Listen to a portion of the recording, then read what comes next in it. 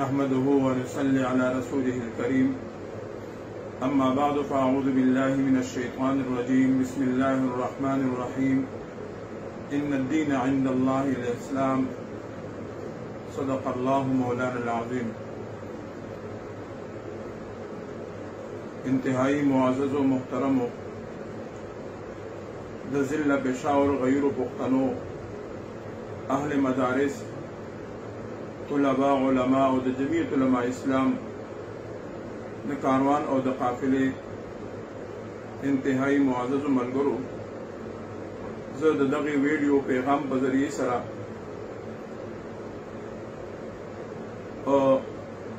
ریګي کې چې کومه ناخوشګوار واقعه مخې ته راغلې ده د هغې لغونې وضاحت تاسو ته کول غواړم او د دې سره سره چې کوم دی نو ستاسو په حضور کې اپیل هم کول غواړم. خوږو عزتمندو، دارالعلوم احیاء الاسلام ریګې چې تقریبا کم د سلو کالو راسې د دغې دارالعلوم دینی خدمات دي، د زرګونو په تعداد کې د دې فضلا دي. دا د دین اسلام د نشر و اشاعت د دین اسلام په خدمت کې دا مدرسه د قوم ته د ملت ته علما ورکوي، حفاظ ورکوي، قرا ورکوي، مفتیان حضرات ورکوي. دغه سکم سل کال راسې آباده اداره دا د 3 ورځو راسې مسلسل انتظامی چې کوم دی سیل کړې ده او بند کړې ده. د سیل کېدلو نه بعد موږ د کوم دی حکومت ادارو سره رابطې وکړلې. هر کس سره چې رابطه کوو موږ ورته وایو چې د دې ادارې څه جرم دی، د دې څه خطا ده، د دې څه ګناه ده چې تاسو د هغې ګناه او د هغې جرم په بدل کې مدرسه بند کړې ده او تاسو سیل کړې ده. نو چې کوم ځای ته هم ځو نو هغوی سره د دې خبرې څه جواب نه وي او دا وایي چې موږ باندې د بره نه پریشر دی او موږ ته د بره نه اډر دی.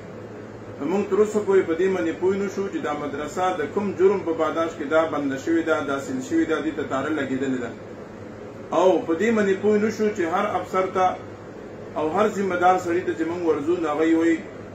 چې مولانا صاحب تاسو خفه نه شئ، په موږ باندې پریشر دی او موږ ته د بره نه اډر دی. نو خوږو عزتمندو، دا قائد ملت اسلامیه چې کوم فرمایلي چې دې وخت د موجوده حکومت دشمني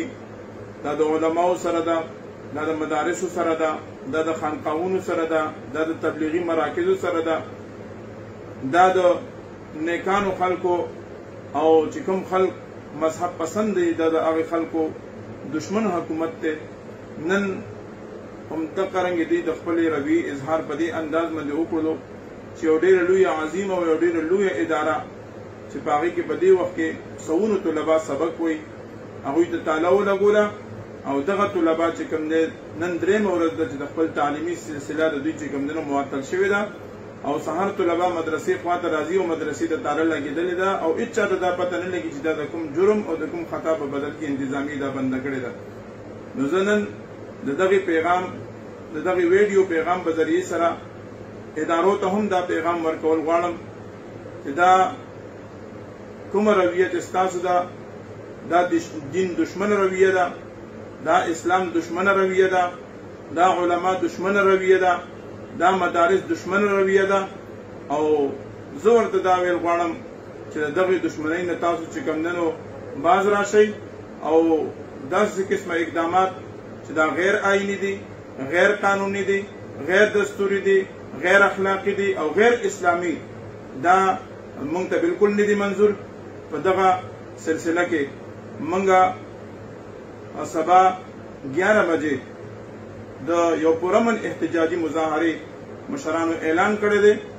زه چې څومره اهلیان پېښور دي د مدارسو سره تعلق لرونکي طلبا، علما، مدرسین حضرات او څومره چې مذهب پسند ده او څومره هم د دې پېښور سره تعلق لرونکي پښتانه دي د هغوی په خدمت کې زه دا درخواست کوم چې سبا 11 بجې پرامن مظاهره ده. موږ د خپلو حقوقو مطالبه په آئیني انداز باندې چې کوم دی نو دا کول غواړو. 11 بجې به موږ سپین جومات خواته چې کوم دی نو راغونډېږو او هلته به د دغې مدرسې چې دا کوم دوی بنده کړې ده د دې په خلاف باندې به احتجاجي مظاهره وي ټول ملګرو ته دا درخواست دی چې هر ملګری په دې کې په خپل ځای باندې भरपूर چې کوم دنو شرکت وکړي او دا احتجاجي مظاهره دا به چې کوم دنو پرامن بوي او دوی چې دا کوم اقدام د مدرسې کړی دی د بندولو دغه اقدام د دوی غیر آئینی غیر قانوني او غیر دستوري دی لہذا موږ په دغه ویډیو پیغام په ذریعه سره هم د دوی دغه اقدام भरपूर مذمت کوو او 11 بجې ان شاء الله العزیز سبا به سپین جمعه خواته به ټول را جمع کیږو او هلته به د دغه مدرسې په حق کې او چې کوم انتظامی یا کومو ادارو چې دغه کار کړی د هغوی په خلاف دا یو پرامن مظاهره به وي زه مننه کوم ډېره شکریه ادا کوم الله متل آباد خوشحاله عزتمند کامیاب او کامران او په هر میدان مو الله رب العزت سربالا لري واخر دعوانا الحمد